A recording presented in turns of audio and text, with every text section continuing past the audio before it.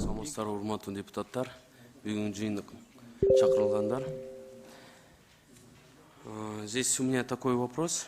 В статьях 12 и 14 предлагается заменить основания для включения физического лица в перечень лиц, которым применяются санкции.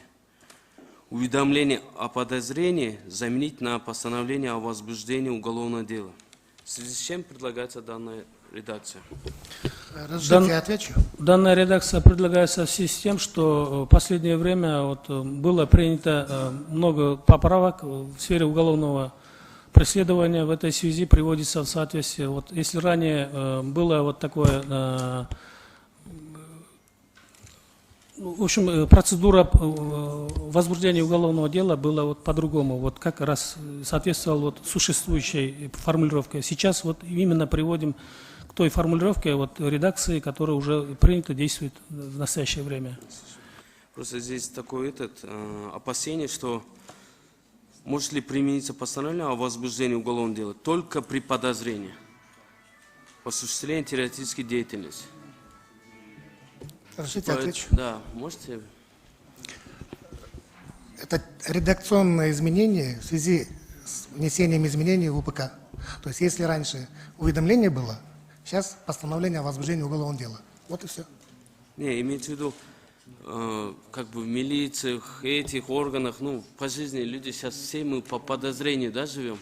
Из-за подозрения сразу уголовные дела не будет? Вопрос в этом опасении. Нет, это перечень вводится только по постановлению, по возбужденному уголовному делу. Поручение приходит к нам, и на основании этого поручения по факту, мы вносим только в перечень список. Да, не самостоятельно. для уточнения я просто хотел. Это в связи с изменением УПК. Тоже по каким критериям будет осуществляться оценка рисков благотворительных организаций?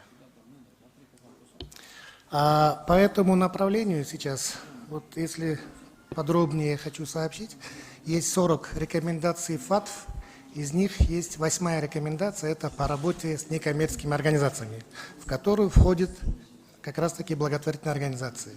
И на сегодняшний день, последние полгода, мы проводим плотную работу с некоммерческими организациями, а также с госструктурами, которые должны проводить партнерскую работу с этими некоммерческими организациями.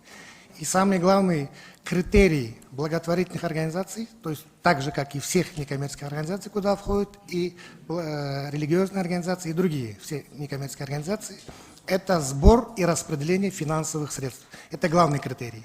То есть если некоммерческая организация или фонд осуществляет сбор и распределение финансовых средств, это является риском. А все остальные некоммерческие организации, которые не осуществляют сбор и распространение материальных средств, они в перечень рисковых организаций не входят. Не входят. Не входят. Да, чтобы они нам очень больше помогают, построение школ, мостов и так далее, чтобы они... Да, все правильно. Мы последние полгода, последние даже 3 месяца провели около 8 встреч с разными некоммерческими организациями, где до их сведения мы довели, особенно в части некоммерческих организаций по политическим вопросам, что мы в их деятельности по свободе слова или по другим, по коммерческой деятельности, по благотворительности, мы вообще не вмешиваемся, не входим. Не вмешиваетесь, да? Нет. Все. Ладно, спасибо, это хотел уточнить. Спасибо.